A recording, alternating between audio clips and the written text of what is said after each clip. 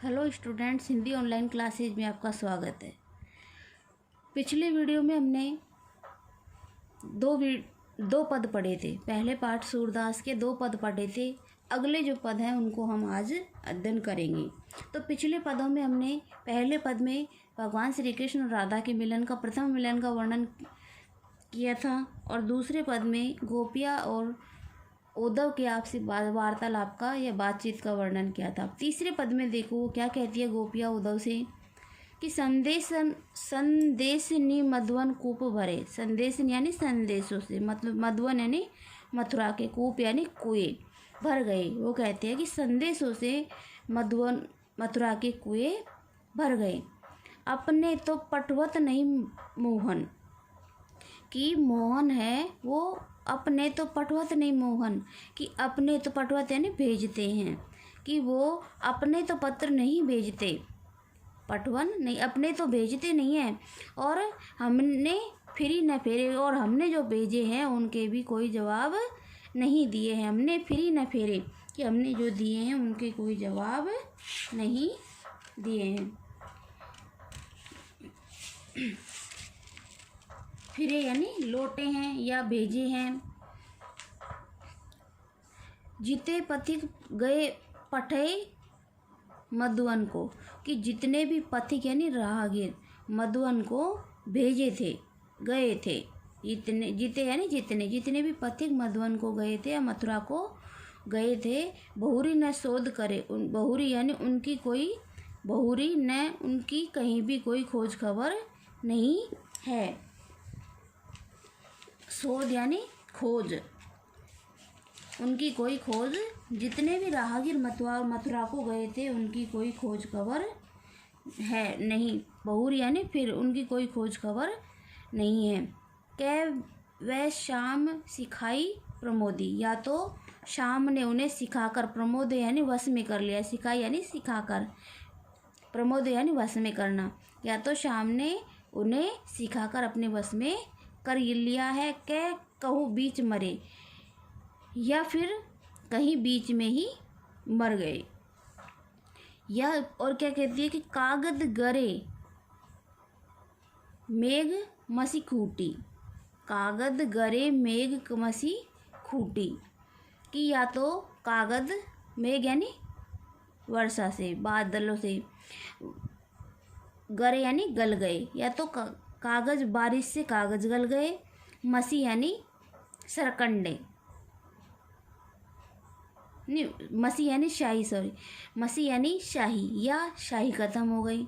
खूटी यानी सरकंडे, सर दव लागी आग, कि जो सरकंडों का जंगल था, खूटी सर दव लागी आग, या फिर सरकंडों के जो जंगल थे उनमें दव यानी दावाग्नि, जिसको बोलते हैं अपन, जंगल में जो आग लगती है उसको दावाग्नि बोली जाती है। या सरकंडों के जंगल में आग लग गई, जरे यानी जल गए।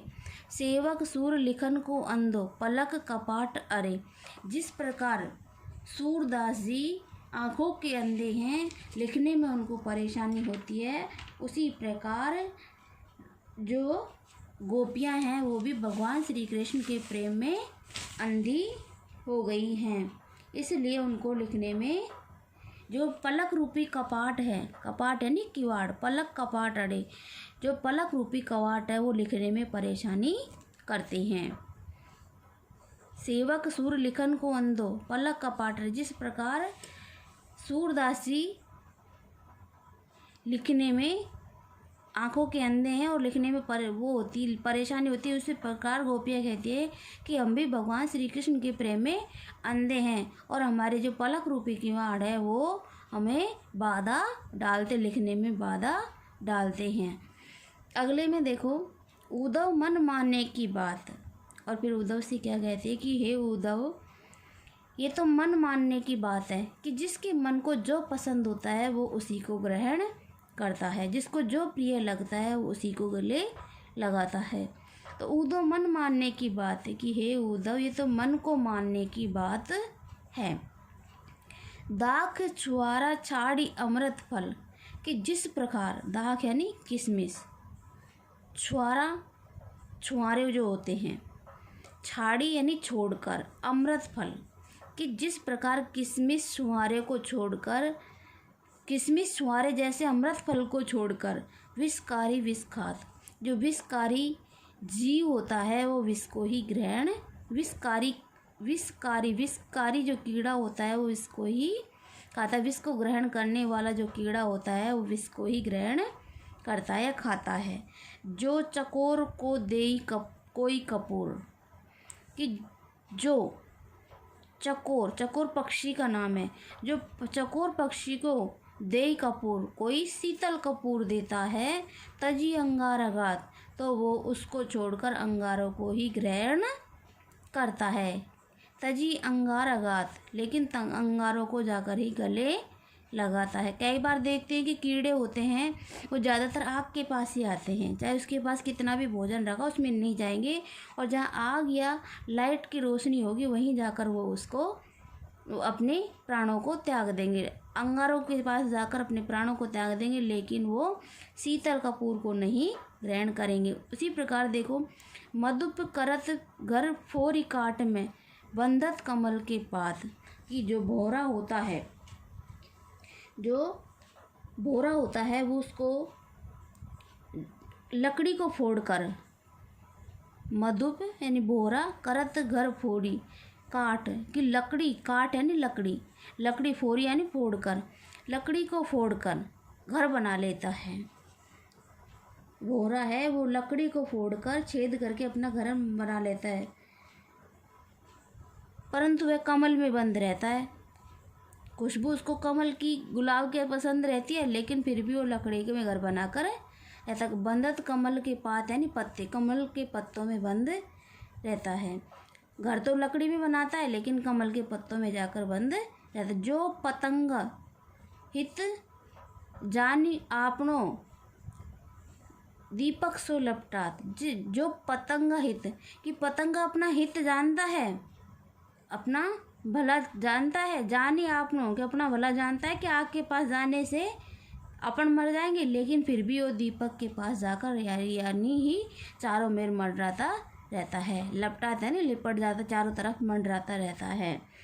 तो सूरदास जी कहते हैं, सूरदास जाको मन जासो, सूरदास जी कहते हैं कि जिसके मन को जो सुहाता है, जिसके मन को जो सुहाता है सोई ताही सुहात, कि जिसको जो सुहाता है वो उसे ही ग्रहण करता है।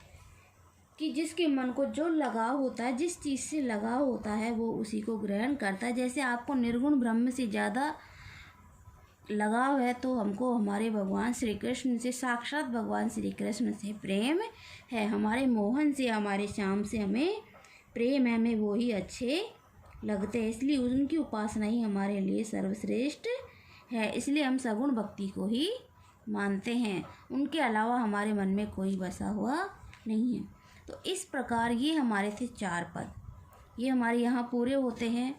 अब ये देखो छोटे छोटे प्रश्न हैं। दूध मिलो एक भोर से, आश्य है दूध मिलो एक भोर, भोर यानी भौरा। तो कौन सुबह पाठ में आया था कि दूध मिलो एक भोर, दूध के रूप में कौन मिला था? एक भोरा। भोरा किसके लिए आया है? उद्धव के लिए। नागर नवल किशोर विशेषण किसके लिए आया है? श्री कृष्ण के। नागर नवल किशोर, नवल किशोर किसके लिए? श्री कृष्ण के। नागर यानी चतुर, अपनी बातों में चतुर। तो विशेषता बताइए भगवान श्री कृष्ण की, किसकी बताइए? भगवान श्री कृष्ण की। तो विशेषण हो गया ये। कृष्ण गौरी संबोधन किसके लिए कह रहे हैं? राधा के लिए। किसके लिए? राधा के लिए। प्रथम मिलन वर्णन में उन्होंने क्या बताया था? राधा से गौरी कहा है। सारे बंधन तोड़कर कौन कहाँ चला गया? सारे बंधन तोड़कर कौन गया था? श्री कृष्ण। और कहाँ चले गए थे? मथुरा को। गोपियों को भ्रमर के रूप में कौन सा दूत मिला था? उद्धव। कौन सा मिला था? उद्धव। श्याम ने किसको सिखाकर वश में कर लिया? श्याम ने पथिकों को, जो मथुरा के लिए संदेश लेकर गए थे, उन पथिकों को उन्होंने अपने वश में कर लिया। ऐसे देखो इन क्वेश्चनों के आंसर करना है। ये तो ये अपनी कॉपी में कर लेना, मैं PDF डाल दूँगी, वो इसको उतार लेना और इसकी व्याख्या कर लेना। पहले पार्ट को समझना है, दोबारा इसको अगर नहीं समझ में आता तो इस वीडियो को दोबारा चला कर देख लेना और इनको पढ़ लेना। आगे देखो, लघुतरात्मक प्रश्नों में कृष्ण ने भोली भाली राधा को अपनी बातों में कैसे फंसाया था। जो हमारे पहले पद में आया था, जो अर्थ हमने पढ़ा है, वही इसका आंसर हो जाएगा। श्री कृष्ण ने एक झलक में ही गोपियों का मन कैसे वश में कर लिया था। हमारे जो दूसरे पद में पढ़ा है उसका अर्थ इसमें आ जाएगा। मथुरा के कुएं संदेशों से कैसे भर गए थे, कि जो हमारे तीसरे पद का है वो इसमें आ जाएगा। तजी अंगार आघात से क्या तात्पर्य है। हमारे चौथे पद में आया है कि जो चकोर पक्षी को शीतल कपूर जो दिया जाता है वो उसको ग्रहण ना करके अंगारों को ही अपने गले लगाता है। तो उसका आंसर इसमें आ जाएगा कि जिसके मन जिस व्यक्ति को जो सुहाता है वो उसे ही ग्रहण करता है। इसी प्रकार देखो, कृष्ण और राधा की प्रथम भेंट को अपने शब्दों में व्यक्त कीजिए। कृष्ण और राधा की प्रथम भेंट, जो पहले पद का पूरा अर्थ है वो इसमें आ जाएगा कि किस प्रकार उनकी प्रथम भेंट हुई थी, कैसे कैसे उनकी बातें हुई थी। गोपियाँ श्री कृष्ण को चोर सिद्ध क्यों कर रही है, क्यों कर रही है, क्योंकि वो हमारे मन को चुरा ले गए और अपनी नेत्रों की छवि से हमारे मन को चुरा लिया और हमने उन्हें हृदय के अंदर बंद कर रखा था, लेकिन फिर भी वो हमें सारे बंधनों को तोड़कर चले गए और हमें रिश्वत के रूप में एक हंसी दे गए। जो हमारे दूसरे पद का अर्थ है वो इसमें आ जाएगा। वैसे मैं इनकी सबकी पीडीएफ व्याख्या इसमें एक साथ सारे पार्ट की कर लेना। इन प्रश्न की व्याख्याओं को नहीं करना, कॉपी में इनको नहीं करना है। जो क्वेश्चन आंसर है निबंधात्मक 2 उनको कर लेना, क्योंकि व्याख्या हमारे पाठ के अंदर ही आ जाएगी।